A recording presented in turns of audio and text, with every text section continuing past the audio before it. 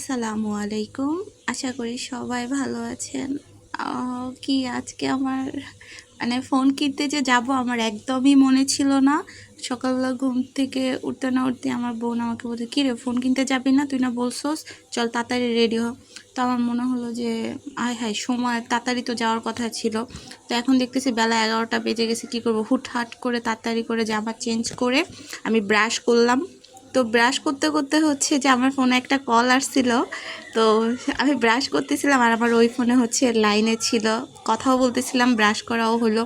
তারপর ready teddy হয়ে আমরা সবাই হচ্ছে বের হয়ে গেছিলাম। আমি ছিলাম, আমার আম্মু ছিল, আমার বোন ছিল।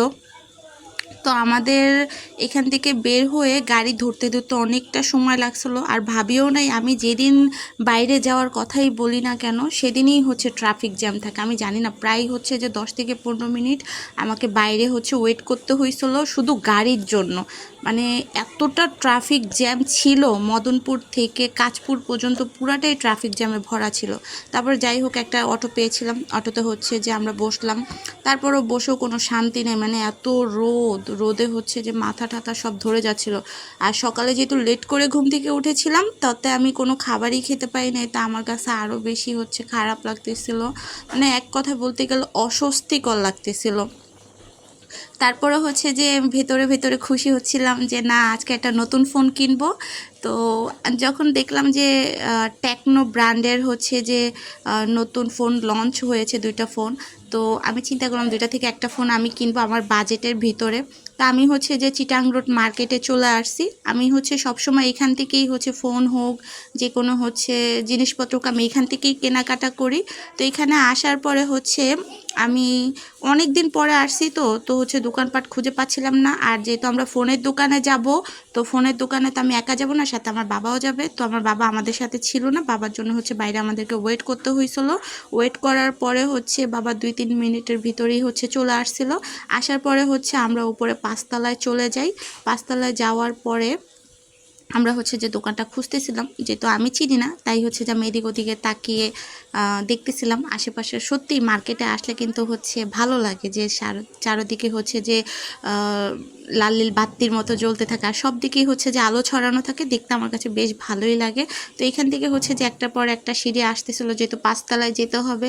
সিঁড়িতে উঠতেছিলাম আমার আম্মু আমি। তো সিঁড়িতে উঠতে উঠতে হচ্ছে আমি আবার দেখলাম স্বর্ণের দোকানে দেখে যে 2 লাখ টাকা ভরি হয়ে গেছে স্বর্ণের দাম। ভাই, আমরা কি আর স্বর্ণ পড়তে পারবো না? মানে কি বলবো, মেয়েদের আর বিয়ে হবে না এই স্বর্ণ কেনার অভাবে। তো যাই হোক, অবশেষে হচ্ছে যে দোকানটা পাওয়া যায়। দোকানটার ভিতরে হচ্ছে যে গেলাম। যাওয়ার পরে হচ্ছে যে এখানে আমাদেরকে বিভিন্ন ধরনের ফোন দেখানো হয়। আমার বাবা বলে এত ফোন দেখান না, যেটার জন্য আসছি সেটাই দেখান। তো বলল যে ভাই, আমার আমার বাবাও কিন্তু 3-4 দিন আগে একটা ফোন কিনেছিল, ওই যে টেকনো প্রোভাটা, যেটা হচ্ছে প্রো ভার্সনের অফিসিয়ালটা, ওইটা কিনেছিল। তো আমি বলেছিলাম যে তো বাবা ওইটা কিনছি, আমি ওইটা কিনবো না, আমি অন্যটা কিনবো। তো আমি নিয়েছিলাম টেকনো স্ক্র্যাপ 40, এটা নিয়েছি আমি। তো হচ্ছে ওইটাও অফিসিয়াল, খুব সুন্দর। আর আমার কাছে সবচেয়ে বেশি ভালো লাগছে স্কিনের যে হচ্ছে যে টাচের যে উপরে যে ওয়ালপেপারটা, আমার কাছে খুব ভালো লাগছিল। আর ফোনটা এতটা লাইট ছিল, এতটা সফট ছিল, মানে বলার মতো না। আপনারা কিনছেন কি না আমি জানি না, বাট আমি বরাবরই হচ্ছে টেকনো ব্র্যান্ডের ফোন ইউজ করি সব সময়। আমার ঘরে এখনও টেকনো ব্র্যান্ডের আমার নিজের কেনা আরও 2টা ফোন আছে।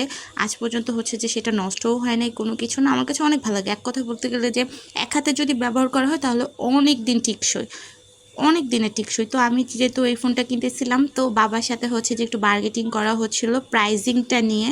আব্বু এত বলতেছিল, তারা এত বলতেছিল। তো এটা নিয়ে একটু বার্গেটিং করার পরে বললো, ভাই আপনি হলো আমাদের সবসময় রেগুলার কাস্টমার, আপনি যদি হচ্ছে এরকম করেন, বার্গেটিং করেন, তাহলে কীভাবে? তো আব্বু বলতেছে, আমার মেয়ে যে তোমার মেয়ের টাকা দিয়ে ফোনটা কিনবে, তো এখানে আমি বার্গেটিং করতে চাচ্ছি না, তোমরা সুন্দর একটা দাম করো। আমরা যেহেতু হচ্ছে ক্যাশ টাকা দিয়ে নিব, আমরা কিস্তিতেও নিতে চাচ্ছি না, ক্যাশ টাকা নিয়ে নিব, তুমি হচ্ছে যে প্রাইসটা ঠিক করো। তো বলতেছে, আচ্ছা ভাই আপনার সাথে কোনো প্রাইস লাগবে না, আপনি মাগডা নিয়ে যান ফোন। না ভাই, মাগডা কিনতে আসেন। তো এরকম করে হচ্ছে যে একটু তর্ক বিতর্ক হচ্ছিল। অবশেষে হচ্ছে যে ফোনের প্রাইসটা হচ্ছে সিলেক্ট করা হয়, হ্যাঁ ঠিক আছে আমরা নিব। তো নেওয়ার পরে হচ্ছে যে আমার ফোনের ভিতর হচ্ছে সিম, তারপরে হচ্ছে সব কিছু হচ্ছে যে তারা ঠিক করে দিচ্ছিলো। আর আমি এখান দিয়ে হচ্ছে টাকাটা দিয়ে দিলাম। ভাইয়া দেখেন কি খুশি, টাকাটা গুনতেছিল। তো আমার কিছু খারাপ লাগতেছিল যে আমার এতদিনের জমানো টাকা সবগুলো টাকা একসাথে দিয়ে দিলাম।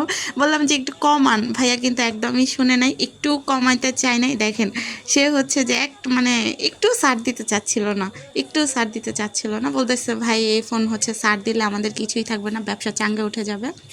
তো যাই হোক ফাইনালি আমি ফোনটা কিনি।